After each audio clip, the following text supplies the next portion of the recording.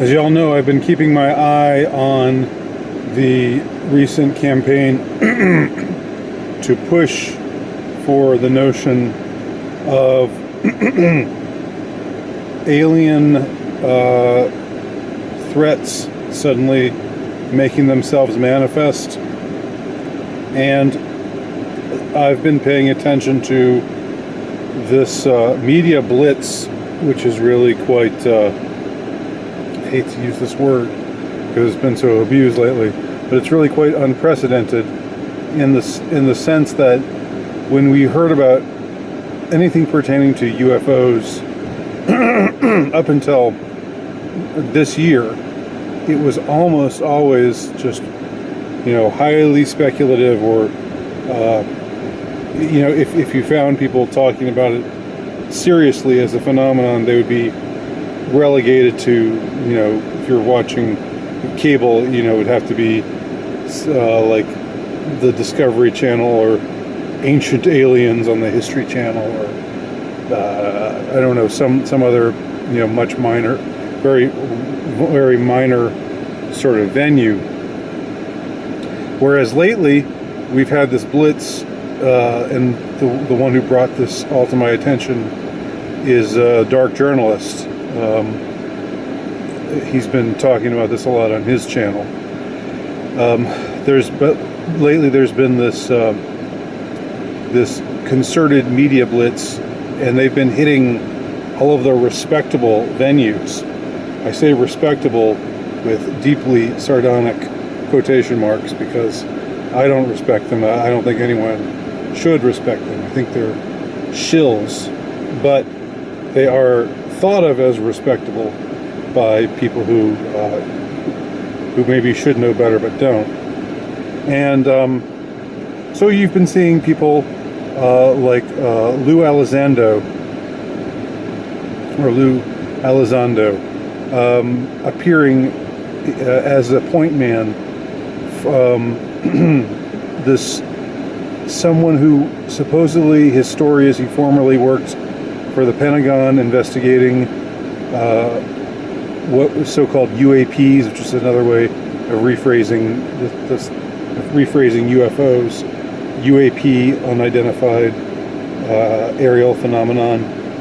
And his story is that he thinks that there's all this evidence for technology, being used by some race or some group or some population that is not any of the known populations of the world. It's not American, not Russian, not Chinese, not belonging to any other human nation that's known. So most recently, Elizondo was interviewed on the Washington Post on their YouTube channel.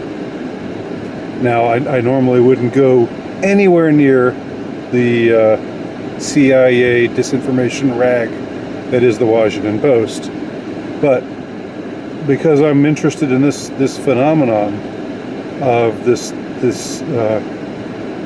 effort to introduce an alien threat, sort of this op, to introduce this alien threat op or notion into the public consciousness. I went ahead and watched his interview on the Washington Post's YouTube channel, and I'm not going to link to it because it's the fucking Washington Post and I hate them, but if you want to look it up and watch it yourself, I won't hold that against you. I just don't want to facilitate them getting any more hits than they get. Anyhow, in this interview, Lou Elizondo, it's really kind of fascinating in a way. He doesn't give any really direct answers to anything. Like this alien technology that's been observed, and he was talking about this on 60 Minutes as well. He was talking about this on CNN. He's been to all of the main. I mean, he's doing a tour of all the mainstream Fox News on the Tucker Carlson show. He's been doing this tour of all of the mainstream media outlets, and he doesn't really have a straight answer to anything. When he's asked something like, not that the interviewer is really pushing him that much, because again, they're all shills. I don't think there's any real hard-hitting, truth-seeking people at any of these places that are supposedly dedicated to reportage. I think it's all a joke, but that's a different story entirely. In any case, he talks about seeing these crafts, and he sees them go up and down. They've been observed, making these kinds of right angle turns, supposedly, in a sudden sort of manner that, again, no human aircraft that we know of would be able to do. These crafts have supposedly been observed going down into the water and then going under the water. So they're both aerial and nautical at the same time. Again, technology far beyond our ken, as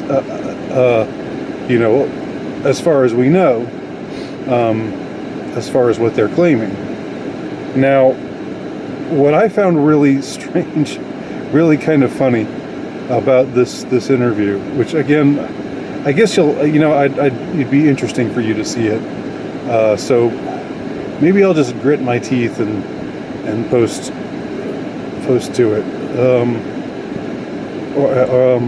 because there's one moment that really kind of had me in awe a little bit, because this Elizondo guy, he is a slippery character. The interviewer asked him something like, she said to him, well, you've signed an NDA, a non-disclosure agreement, that you won't reveal, that there are certain things you can't tell us that you won't reveal. Is there anything that would make you break that non-disclosure agreement and tell us what you know? And he phrased it like, well, I took that NDA as an oath to the American people. Sorry, gotta laugh. You just gotta laugh. I took that. I swore that oath as a means of serving the American people. So if I were to go against my oath, that would be breaking my that would be breaking my bond, which I take very seriously, that I have with the American people. So he's saying, I'm keeping these things secret from the American people in order to serve the American people. I mean, I've heard some double talk before. It's like he's trying to valorize his lack of transparency. He's trying to valorize his dishonesty, his not telling us the full truth about anything. And he's just remarkably slippery in the way that he talks in this interview.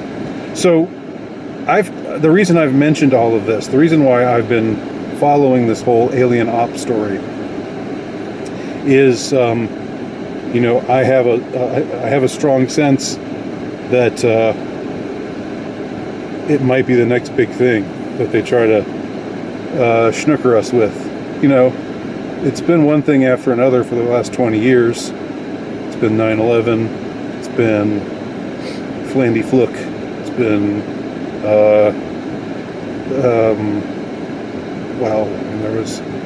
there was all the Waco type events that have taken place, all of the supposed mass shootings that have supposedly taken place, all of the bombings that have supposedly taken place. All of these, one suspects, orchestrated astroturfed events, culminating in the last year and a half with you know, what we've all been through with this virus op. And I have a strong sense that this alien op is going to be the new thing, and I'm really kind of intrigued, you know, as to what form it's going to take, and what purpose they're going to try to make it serve. But this Elizondo guy, he's a piece of work. So I guess I'll link to it, but I wish there was a way I could link to it without you giving them any more traffic. But I mean, I guess it really, whatever extra traffic they get from me will be minuscule. It'll be a less than a drop in the bucket, because I'm not a very I'm not a very trafficked YouTube channel myself. Anyhow, what in the hell is going on here? What are they trying to do? What are they trying to pull over our eyes? There's all kinds of strange stuff afoot. And again, the fact that this is all being aired out in the controlled press, the mainstream press, that means a hell of a lot. That tells me something, that tells me that this thing will have legs. Whatever form it actually ends up taking, it will have legs. Otherwise, they wouldn't be working so hard to cultivate it in this way, in this contrived way that they are cultivating it. And they wouldn't be throwing it out there, you know, before credulous boomers who still believe, or whoever still believes the mainstream media have our best interest at heart, and are interested in telling the truth, and aren't just shills for their betters. So, I don't know. I'll link to the damn thing. Watch it. Pay attention especially to where he says that he's sworn to secrecy because he's got so much integrity and wants to serve the American people. Like telling the American people the truth about what he knows would be going against, would be violating his trust with the American people. This guy. Wow. Okay. Thanks for watching. My name is Andy Nowicki. Please check out my work at altrightnovelist.com.